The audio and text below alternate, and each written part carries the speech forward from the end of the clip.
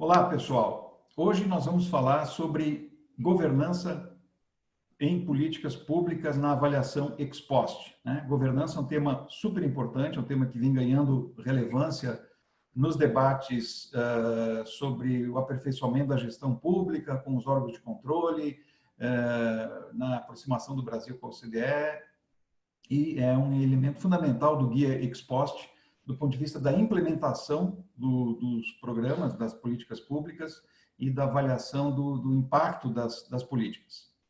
Bom, o que o guia traz do ponto de vista do conceito central que organiza essa parte do nosso manual?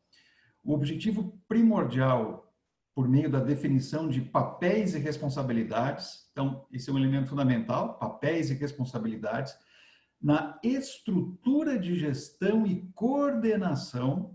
Então, obviamente que governança está ligada à avaliação de como é que funcionou ou não a estrutura de gestão e coordenação da política, né?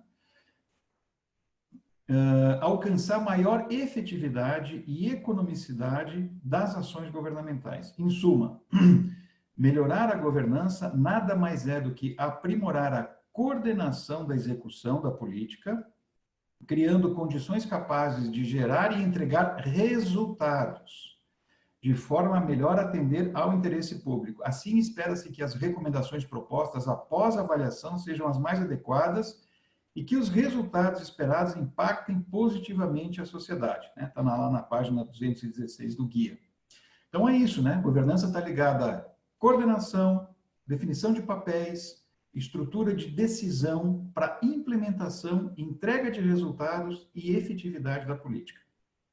Mas ela é um conceito polissêmico, um conceito que tem várias interpretações. Então, no campo da ciência política, a formulação de políticas públicas requer um estudo prévio de como se articulam os atores. Governança também está ligada a isso, né? Como é que os atores se articulam e como eles influenciam o processo de busca de soluções para os problemas. Está ligado ao tema de coordenação governamental, intergovernamental, inclusive como que os atores governamentais se articulam com os não governamentais, ou seja, a relação Estado-sociedade, coordenação intersetorial com intergovernamental, quer dizer, o vertical e o horizontal, capacidade de internalizar e processar as demandas da sociedade, disputa de poder, relações tensas e às vezes difíceis, mas necessárias, e governança, então, pode ser tudo isso, né? O decreto 9203, que para a gente é central, lá de 2017, ele vai trazer uma definição precisa, que o guia adota como central e que para a gente é fundamental. Governança é um conjunto de mecanismos de liderança, estratégia e controle. Então, essas três palavras são chave na estrutura da avaliação ex post: liderança, estratégia e controle, postos em prática para avaliar, direcionar, noção de propósito e monitorar a gestão para a condução de políticas e prestação de serviços, né? A própria Comissão sobre Governança Global da ONU definiu governança como um processo contínuo por meio do qual os interesses conflitantes ou diversos podem ser acomodados numa ação cooperativa. Então, vocês vejam que é uma definição que trabalha com aquela ideia de articulação, de geração de consensos, de concertação. Inclui instituição e regimes formais investidos de poder para impor a observância de regras em arranjos informais, então não é só formal, mas é formal e informal, Estado e sociedade, entre pessoas e instituições que concordam em estabelecer ou percebam ser de seu interesse. Então, governança é tudo isso. O decreto 9203, ele coloca um sistema de governança como atores que organizam, interagem e procedem, quer dizer, agem para obter a governança, ou seja, a governança é resultado de um processo, não é só uma situação a ser desejada, mas ela é produto de iniciativas que devem ser tomadas do ponto de vista normativo. Ela envolve estruturas administrativas, envolve processos administrativos de trabalho, instrumentos, por exemplo, fóruns de discussão, documentos, fluxos de informação e comportamento, e também processos de avaliação, de direcionamento e de monitoramento. O Banco Mundial coloca a governança como um processo por meio do qual os atores estatais e não estatais interagem para a formulação e implementação de políticas dentro de um conjunto pré-definido de regras formais e informais, parecido com aquela definição que a gente viu da ONU, né? Esse diagrama coloca, então, pelo TCU, os principais atores do sistema de governança, né? Os organismos e entidades, as atividades intra-organizacionais para dentro da instituição, a relação entre Estado e sociedade, a relação entre entes federativos e esferas do poder federativo, enfim, e o sucesso, então, de uma política de governança que vai além da eficiência gerencial, mas precisa trabalhar com capacidades, então, de articulação, de comunicação, de coordenação, de criação de consensos, né, o que geralmente é complicado, mas necessário para políticas públicas, direcionamento, a noção de finalidade, de objetivo, de propósito, né, de construção de uma visão, de institucionalização, quer dizer, como é que funcionam as nossas instituições, nossos sistemas de gerenciamento, de pactuação, está ligado muito à criação de consensos, né? Por que avaliar a governança de uma política pública? E aí tem uma série de argumentos que os nossos manuais, especialmente vindos dos órgãos de controle, colocam, né? Por razões de governabilidade, de bom governo, de bom exercício de poder, de boas práticas de poder, de governança. A lei de responsabilidade fiscal coloca uma série de quesitos de boas práticas de governo, aspectos éticos, enfim, de comportamento. Nós podemos identificar lá no Programa Nacional de Desburocratização, muito tempo atrás, princípios de boa governança, a própria Lei 12.813, lá de 2013, que falava da questão dos conflitos de interesse no exercício do cargo ou empregos no Poder Executivo, também levantava temas de governança. Enfim, existem, a própria Lei de Acesso à Informação, de 2011, existem vários diplomas legais, vários movimentos, várias iniciativas, vários marcos regulatórios nos últimos 10, 15, até mais tempo, que corroboram, que construíram um caminho para a ideia hoje que a gente tem de uma boa governança, e tudo isso tem que ser aplicado no desenho, na execução, na implementação e também na avaliação de políticas públicas. O TCU coloca a relação entre principal e agente no setor público, no sentido sempre de estabelecer que existe uma relação de cobrança, de transparência, de accountability, né, de controle no setor público, onde o principal são os cidadãos, os que pagam impostos, né, os eleitores, e os agentes são os representantes eleitos, os gestores, que têm relações de cobrança, de transparência, de representação em relação ao principal, né, aos eleitores. E nós temos, então, uma série de elementos que estruturam essa governança que a gente vai ver. Quais são esses princípios que são colocados lá pelo Decreto 9203 de 2017? Capacidade de resposta da política pública, integridade, confiabilidade, melhoria regulatória, prestação de contas e responsabilidade, transparência, princípios de governança numa política pública. A integridade diz respeito, obviamente, a gente conhece isso, aos valores éticos, né? A padrões de comportamento. Confiabilidade e transparência das ações. Tudo isso está relacionado à integridade. A confiabilidade diz respeito a atitudes, declarações, dados, informações disponíveis.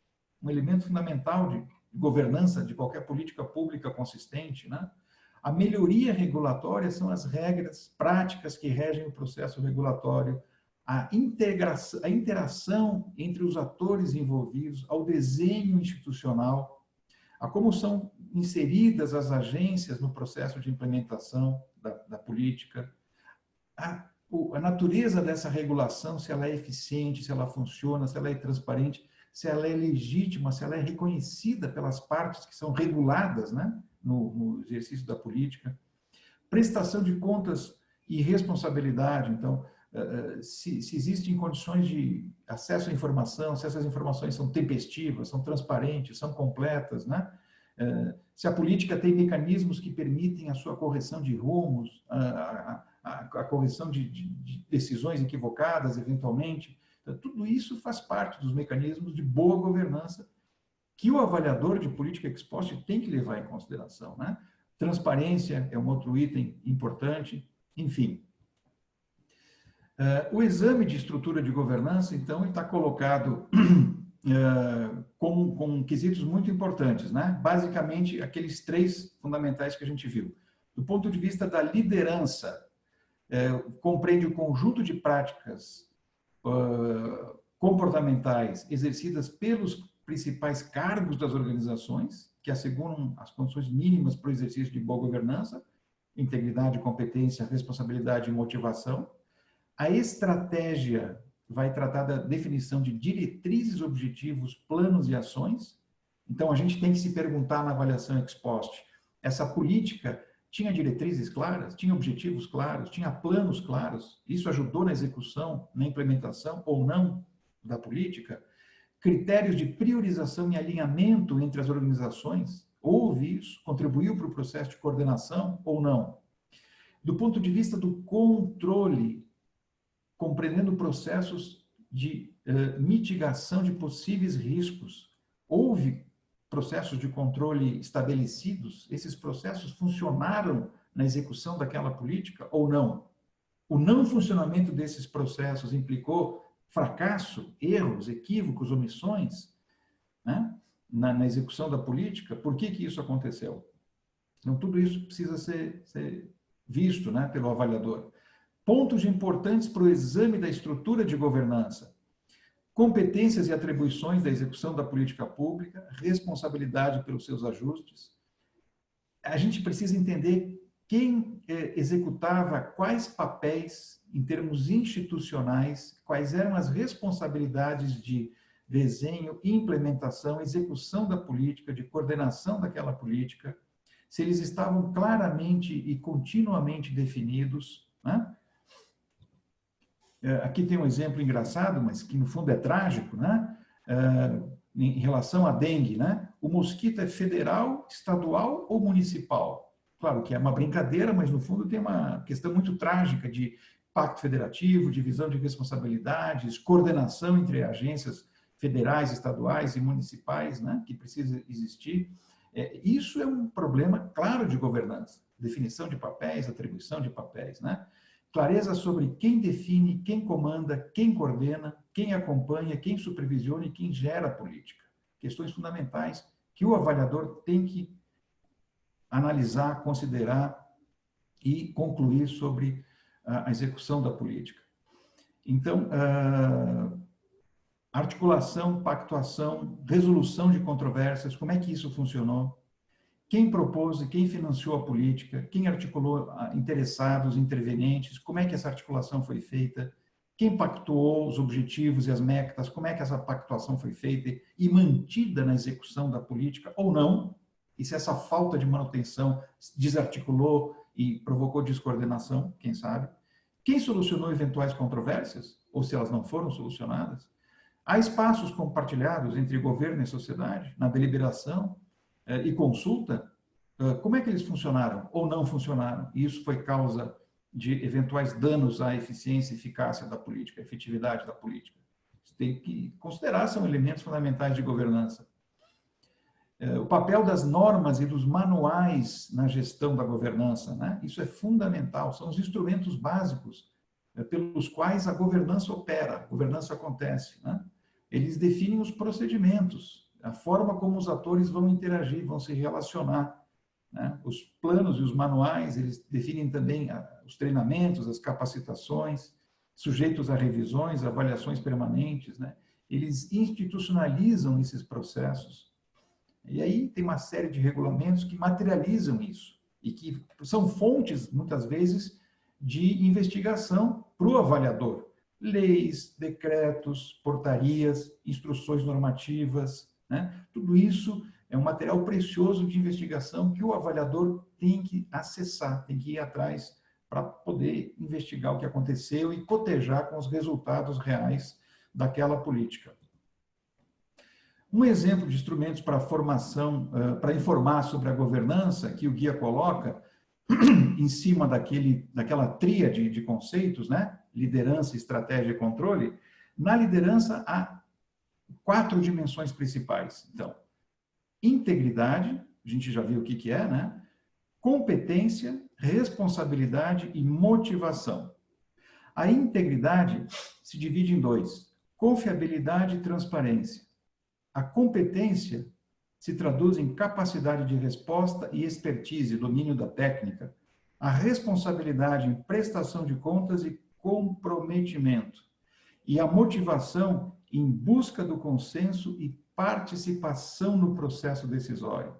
E para cada quesito desses, o guia sugere uma pergunta específica que o avaliador tem que responder. Por exemplo, a política que a gente escolheu para avaliar, um caso hipotético, um programa de renda mínima, um programa na área de educação, de desenvolvimento regional, de saneamento, de mobilidade urbana. O gestor da política consegue responder técnica e tempestivamente às demandas, olhando isso para o passado, conseguiu responder técnica e tempestivamente às demandas que foram surgindo no processo de implementação? Tem evidência sobre isso? Não conseguiu? Por quê? Isso é um elemento da avaliação. Então, esse quesito de liderança tem esses desdobramentos. O quesito de estratégia, ele é igualmente complexo, né? Tem várias dimensões. A estratégia pode ser avaliada pelas diretrizes, pelos objetivos, pelos planos, pelas ações, pelos atores. E cada dimensão dessas tem um desdobramento. A gente não vai olhar todas, mas, por exemplo, os atores. Como é que o avaliador ex post pode avaliar se o projeto foi bem implementado do ponto de vista dos atores na dimensão de governança? Foco no objetivo comum, comprometimento, capacidade de articulação, poder, expertise e coordenação. Então, por exemplo, capacidade de articulação. Os atores possuíram capacidade de articulação interna e externa à política pública avaliada? Essa capacidade de articulação existiu ou não? Isso afetou a boa execução do projeto, as entregas do projeto, da política? Né? E, por fim, a terceira dimensão daqueles conceitos, o controle, né? O controle pode ser dividido em controle de processos, institucionalização e informação. E cada um deles, então, com as subdimensões que estão colocadas aqui. Então, é um checklist completo de quesitos que podem ser avaliados, né? E, por fim, então, o guia coloca uma indicação de que a governança pode ser avaliada através da confiança e do suporte que a população-alvo dá para aquela política implementada, né? Então, o elemento de confiança pública envolve tanto a aprovação da política quanto a confiança nas instituições designadas para levar a cabo, ou seja, para executar a política. Para isso, as principais fontes de informação para avaliação são consultas à população, pesquisas de opinião e resultados de eleições. Então, a rigor, o avaliador ex post de políticas públicas, ele tem que considerar a política que ele está avaliando, promover uma série de pesquisas ou acessar pesquisas que já foram realizadas e procurar saber qual a relação do público-alvo com aquela pesquisa, do ponto de vista de confiança e suporte, apoio àquela pesquisa ou aqueles projetos implementados, né? E a definição de confiança pública é isso, né? É o apoio que a cidadania, que os cidadãos dão à política. A confiança de que o problema é relevante e deve ser combatido, confiança de que a política proposta contribuiu para resolver o problema, é a confiança de que as instituições responsáveis por levar a cabo a política vão agir de modo competente, tanto quanto capacidade operacional e a solidez moral, confiança de que a proposta é de interesse coletivo, uma política pode perder a confiança se o público entender que ela beneficia interesses individuais em oposição aos interesses coletivos. Então, além daquelas questões todas de estratégia, de controle, a governança também é trabalhada nesses 2 elementos, né, de confiança e de apoio. O envolvimento dos interessados, e o compromisso também. E, para isso, o guia sugere um quadro que é colocado através de uma ficha de acompanhamento da política, onde o avaliador ex post estabelece notas de acompanhamento e de avaliação dessa política, né? As soluções para problemas de confiança podem ser agrupadas em 3 categorias: consultas públicas, estratégias de comunicação e dados abertos, e as estratégias de colaboração coletiva. Então, as 3 fichas que o guia nos sugere exatamente são essas, né? A confiança pública é uma graduação, uma métrica de 4 níveis. Foi insuficiente, foi razoável, foi boa ou foi ótima. O envolvimento dos interessados foi insuficiente, foi razoável, foi bom, foi ótimo. E por fim, o compromisso político. E para cada grau de avaliação, vai corresponder uma matriz específica, né? Então, tem uma matriz do guia ex ante, que o avaliador ex post também pode usar, nesse caso. Por exemplo, uma avaliação de confiança pública insuficiente significa o quê? Que houve uma desaprovação e uma desconfiança importante em relação à política, o que implica numa lição que tem que ser corrigida, tem que ser aprendida pelo gestor para o próximo ciclo dessa política aperfeiçoar e ser corrigido, né? E aqui uma ficha de acompanhamento dessa confiança pública em termos de envolvimento e compromisso dos interessados, né? Aqui tem as etapas desse processo, né? Então, a confiança pública, a garantia de que a população em geral, afetada ou não diretamente, apoia a política proposta através da comunicação direta ou indireta. O envolvimento dos interessados significa uma situação onde há um envolvimento dos principais atores diretamente interessados na construção da política através de consultas e reuniões. E a situação de compromisso político, que seria, assim, digamos, o nível mais elevado de governança nessa dimensão de confiança e suporte, é a criação de uma aliança de líderes políticos dispostos a gastar seu capital político para apoiar a política proposta. Então, são dimensões sequenciais e cumulativas, onde aquela política pública que está sendo avaliada vai ganhando cada vez mais confiança, cada vez mais suporte da população envolvida, da população beneficiada e dos stakeholders dos projetos, que é uma situação ideal, mas que precisa ser avaliada em cada caso concreto, né? Através de ferramentas, pesquisas de avaliação, consultas públicas, né? Comunicação, etc., disponíveis hoje. Enfim, nós temos várias referências hoje no Brasil de instrumentos e marcos legais que trabalham com o conceito, que normalizaram e que fazem com que a governança seja hoje um elemento fundamental da elaboração, da execução e da avaliação de políticas públicas, né? Especialmente o decreto 9901 de 2019, o 9203 de 2017, e um conjunto de manuais também que estão disponíveis.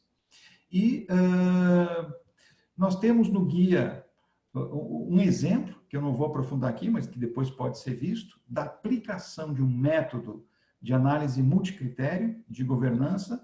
No caso, ele é aplicado para o Bolsa Família, e onde se estabelece uma série de variáveis e de quesitos para identificar se aquele programa teve uma boa estrutura de governança, e a partir disso se fazem várias recomendações, e serve como um bom exemplo, né, para analisar estruturas de governança.